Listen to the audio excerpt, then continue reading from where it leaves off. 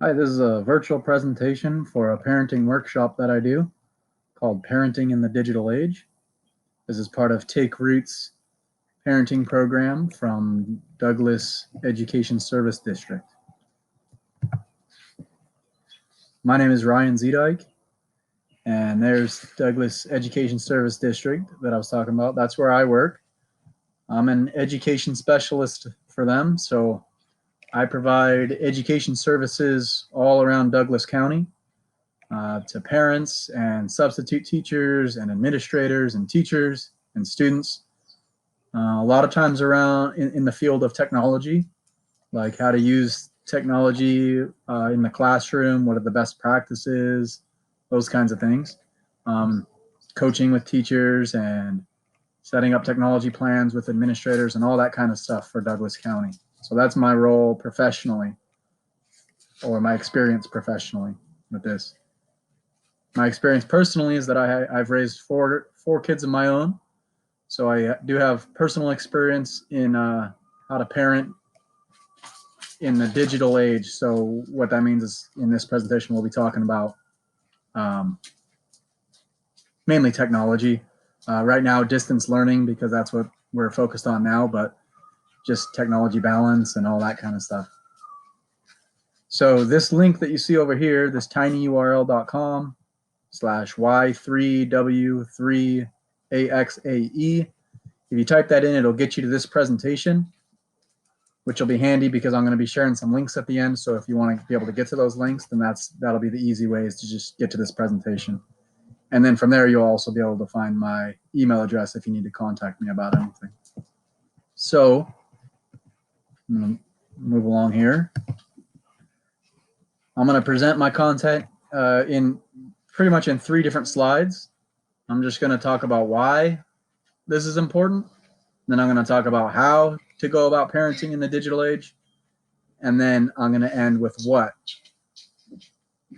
which will be like into the weeds a little bit. What I'm going to share some ideas, and then I'm going to give resources to go along with those ideas. That'll be the what section at the end.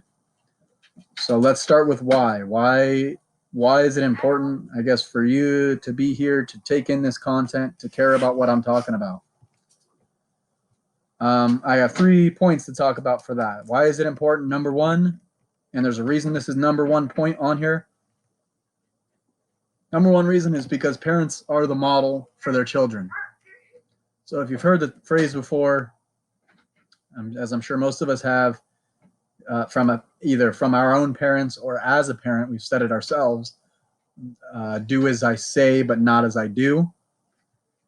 That unfortunately never works. Okay, so it doesn't matter how many times you tell your kid to get off of their cell phone. If you're sitting there on your cell phone, then to them they may get off right then, but as they get older, you are the model. So however they saw you model what life is supposed to be like, is what they're going to emulate as they get older. So parents are the model. And so why is that important? Because we want to model being lifelong learners. We want to model that we're always trying to learn and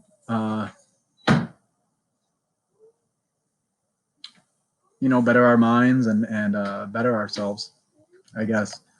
So number 1, parents are the model. That's why it's important to be here. Number 2 is the idea of love and logic for raising kids. So a lot of what I'll talk about here is the logic side of raising kids. So you have this spectrum, if you imagine, that is extremely important for raising kids. You have the love side, which is your compassion and your presence and your attention that you give your kids, emotional connection, those types of things. That's all falls on the love side of the spectrum. The logic side of the spectrum is the opposite end. There's no love in logic. Logic is black and white. Logic has to do with your boundaries that you set, your expectations that you set, the consequences that come from those expectations, all of those things. There's no love involved in those. They're a fact. Logic is a fact. It is what it is. Okay, so effective parenting needs both ends of that spectrum. You need to kind of be right in the middle. You need to have these consequences and boundaries. And my dog's barking in the background. So you get the idea that of the spectrum of love and logic, and this content is definitely on the logic side, how to go about setting up that side of the spectrum. Number 3 point why this is important is because it's all about self-empowerment. Parenting is all about self-empowerment, and that you can take that in 2 different ways. You can take that in one way, that being our role as parents is to provide that self-empowerment to our children. Kind of the whole it's kind of funny to think about, but the whole job of a parent is to prepare your child for when they no longer need you. It's kind of to make yourself obsolete. If you have made yourself obsolete by the time that your child is an adult, then you are a successful parent, meaning they now know how to stand on their own. You have provided the model for them to understand how to love, and also how to bring love and also logic. They can set their own boundaries. They have balance. They're balanced spiritually, emotionally, all those types of things. So you've raised them to be self-empowered individuals. And the other way that you can take that is why this is important is to empower yourself. Because as parents, we can only raise children to the level that we are at. So you have to take care of yourself first before you can be that model for your kids. The idea is a good analogy for that is on the airplane, and they tell you have to put your oxygen mask on first, because guess what? If you can't breathe, then you're not going to be able to get the oxygen mask onto your kid. Okay, you can't put them at a level above you where you're taking care of them over yourself. So that's 2 different ideas for how to look at that self-empowerment part. So those are my 3 reasons why this content is important. And now I'll move along to the how to go about parenting in the digital age. And for this, I have 5 different points. So the big focus right now is on distance learning from home. So a lot of these go along with that. And a lot of them go along with different things that I've heard teachers talk about in the classroom from what they're experiencing, and also parents. So number 1 is to learn the platforms. My number 1 tip is to learn the platforms that your kids are using. The most popular ones in Douglas County right now, or pretty much in the United States, I guess, the most popular ones are Google Classroom, Canvas, and Seesaw, and Zoom. Those are the most popular platforms that kids are using. That's what I mean when I say learn the platforms. And so what that means is take the time to become familiar with some of those. And I'll give you some resources on the next page on how to do that. But take the time to learn those so that you can help troubleshoot when those situations arise. And that's going to be a huge benefit for you. It's going to be a huge benefit for your students, or I'm sorry, for your kids, but also for the teachers. Because if you can imagine a teacher trying to troubleshoot 30 different computers at once with all their kids in there, can become pretty hectic. So it'll be a huge benefit. Number 1, learn the platforms. I'll give some resources in a minute. Number 2 then is screen time balance.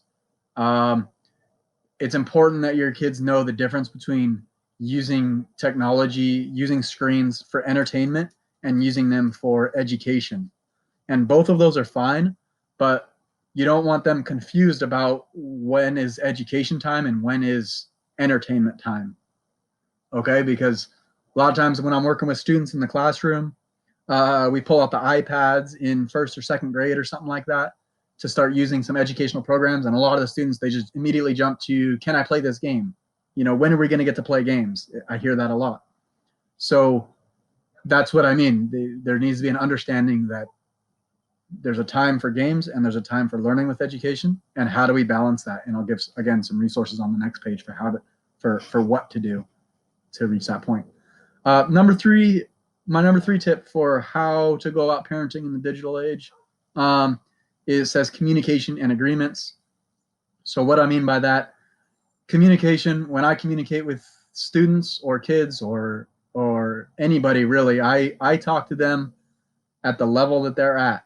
So I never talk down to kids.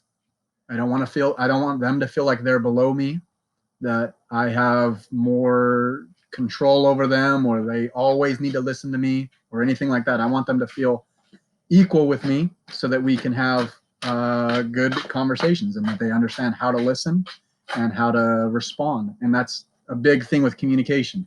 Communication is never talking at somebody or down to somebody. It's always talking with somebody. So I listen to kids as much as I listen to adults, which means not thinking when they're speaking to me. I just listen to what they're saying and then I respond.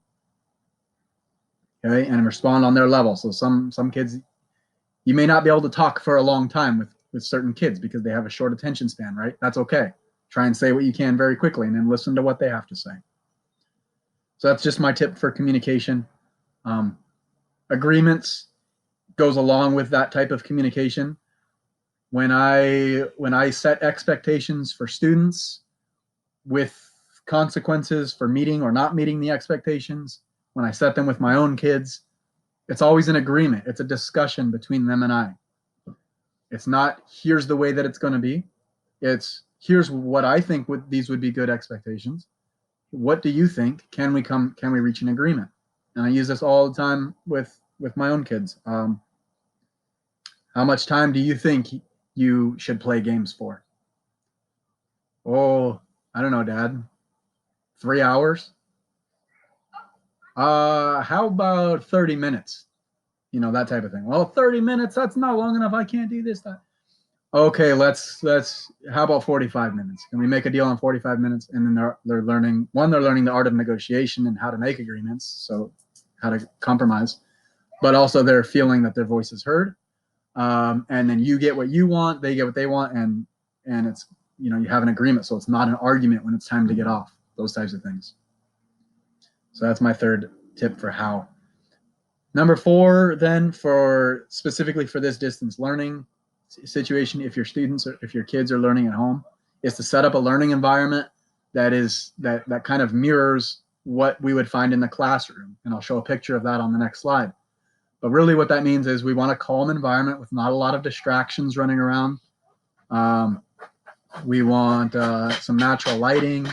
We want comfy spaces to sit and read and process, maybe a calendar or organization on the wall, those types of things. And I'll show a picture and provide an article on the next slide. And lastly, my 5th tip is called the art of struggle. And that's because I hear from teachers all the time that while they're trying to deliver the lessons to their students, it keeps happening over and over where parents want to jump in and right when the kid is struggling with some kind of difficult math problem or they're struggling with something, a lot of times it's very difficult for parents to take a step back and leave that space for their kids to struggle. But that is so important. Kids have to make mistakes and they have to struggle and they have to become frustrated, because if kids aren't allowed to become frustrated, then they don't grow resilience at all. They don't learn how to process their own feelings and work through things. Part of that self-empowerment I was talking about on the last slide. So they have to be able to struggle. So I got a quote from Shel Silverstein for this one. Let me read it for you guys. It's from an end of one of his poems called Helping. He says, "And some kind of help is the kind of help that helping's all about. And some kind of help is the kind of help we can all do without." Right? So there's helping, and then there's helping, which in one sense is sometimes called enabling. And you can see it in the picture there. How will I ever learn? The kid's saying, and then the mama's saying, I can do it for you, you know, stepping in and helping. So there's the point with this, the last point that I'm going to make with this is that, let me go back, there we go, is that there's this very fine line of balance between struggle, the kid has to struggle, and then there's this tipping point where it becomes, okay, now I'm going to give up. You know, give up maybe right here, where this is too much struggle, I'm giving up. So there's this balance that takes time to find, where how much can I let my kid struggle and offer little support along the way if needed before he gives up, right? And that just comes from practice. That's just comes from learning it and wisdom. You'll learn where is that tipping point where how much you can let your kids struggle. So that's, oh, I skipped forward already, but that was my 5 points for how. I'll move on to my 5 points for what you can do to hone in on those 5 points I just provided. And these numbers all go along with that last slide, which was how. So the number 1 point that we had before was learn the platforms. My what you can do here to learn the platforms are just links that I've provided. The first one are links from Google called Google Guardian Guides. And if you click on it, it'll take you to their page where they have curated different guides. So depending on what you need from Google, they have all kinds of resources. So maybe you want to know how to learn Chromebooks, or maybe you're concerned about how secure and private your kid's information is. Maybe you want to learn how to use Classroom because they're using Google Classroom, those types of things. Maybe they're using Google Meet. So you just click on one of these and it'll take you to resources and guides made specifically for parents on how to, and some videos and stuff on how to learn Google tools. So that's that resource. Same thing for this next one here is called Parent's Guide to Zoom. It's going to answer, it's going to have a video, 5 things parents should know about Zoom, but then also there's articles underneath that answer all of these questions. What is Zoom? How does it work? How is my kid's teacher using Zoom? Do my kids need to have an account? What do kids do in Zoom, right? So that's why it's called the Parent's Ultimate Guide to Zoom. So that's your second resource on there. The third one is Canvas for Parents. If your kids are using Canvas, I highly recommend signing up as a parent. There's some really neat stuff you can do. And this will take you to a 5-minute video of how to sign up as a parent and how to check their, be on their calendar and help students monitor what's due and those kinds of things. How to look at their work they're submitting and all that. So there's a resource for that. So that was step number 1, learn the platforms. Step number 2 was about screen time balance. When you click on this link, it'll take you to one of my favorite websites for parents called Common Sense Media. And it'll take you specifically to their screen time section, which has articles which you can narrow down by age level if you want on screen time, and has different articles. Some of these questions: how much screen time is okay for my kids? Are some types of screen time better than others? Can my kid be addicted to video games? So that's like your resource right there for screen time balance. While I'm on this website, I'll show you that if you hover over this Parents Need to Know button, look at some of these topics that they have available for parents. Cell phones, social media, privacy, learning with technology, all these specifically made for parents. And then also Parents' Ultimate Guide to, depending on what your kids' favorite platforms are, whether they play Minecraft or Fortnite, or they're on YouTube a lot, or they do Snapchat, TikTok, right? Those kinds of things. These articles will tell you what age level is appropriate for, what do you need to worry about as a parent, how can you lock down certain things. It'll give you all your information that you would want to know in these ultimate guides right here. So that's why I love this website, Common Sense Media. So there's your resource for point number 2. Point number 3 is going to take you again back to Common Sense Media. The communication section will take you to some articles they have for building character strengths and life skills in your kids. Categories like communication, right? That's why I have it linked here. Building compassion, building courage, curiosity, and how you can use technology to do that. So that's where that link will take you. The next one will take you to agreements. I talked about making agreements between you and your kids and having them be 2 ways. So they have some example contracts on here that you can, like a technology contract, just as an idea of something that you can set up with your kids. So here's one that says a family media agreement. Your kid's name right there, Will, and what are you going to do? You check these off as you discuss through these. I will stay safe by doing this or not doing this. You can use this as a template, or you could use this as an idea and come up with your own. But the idea is you talk through these with your kids, and then if you look when you get to the end here, I will communicate openly. In exchange, my family agrees to do these things. They will talk to me about my interests and embrace my world. they can write in their own right here. They will give me 1 hour of YouTube time a day, or whatever, however you want to make that agreement with your kid, and then your kid signs it, and then you sign it, and you have like a contract that you can then refer back to, and each side then has to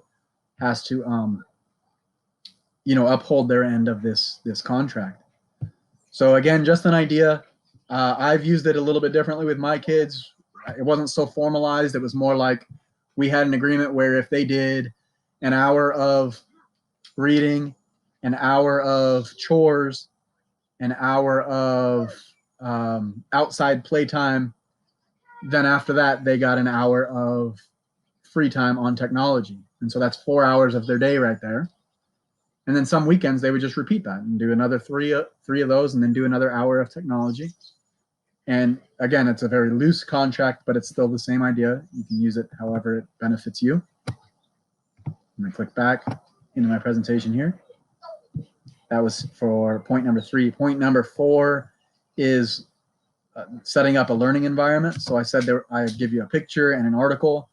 This one will take you to a website called Education Elements that has an article specifically about this. Tips for setting up an at-home learning environment for young students.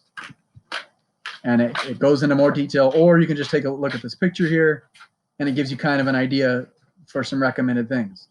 Good lighting, natural lighting, display their work, right, like they would in a classroom. Have some comfy seating where you can do some reading or something like that. Have alternative seating. It doesn't have to be a hard plastic chair. You can have a beanbag in there. You can have one of those medicine balls that, for wiggly kids that like to move around. To-do lists for organizing stuff. But anyways, that's the article for that. And then my 5th point was, again, that the art of struggle that I said, which can be very difficult for parents, letting their kids struggle. So there's an article called Productive Struggle. There we go. It's from a blog from a mother and a teacher. It'll take you to her blog, which just goes more into depth about what I shared, and talks a little bit about this pit kind of that I was talking about, that very fine point between too much frustration and giving up and learning. So it's very important that they fall into this pit a little bit, to be confused and to struggle and do that. And she goes into more detail for that. All right, so that's the end of my content for this session. To get the links, go back in the video and type in that URL that I put on there. It'll take you to all these links. It'll take you to my email address if you need to reach out. I hope you pick up some kind of tips from here. I would recommend not trying to take it all on at once, because then we're going to get overwhelmed. Always just take on one thing at a time. It's all you can do anyways. You can only ever focus on one thing at a time, no matter how much you trick yourself telling yourself that you can multitask. You're always doing one thing at a time. So I thank you for your presence if you've watched this all the way through, and I hope you enjoy and learn something from it. Adios.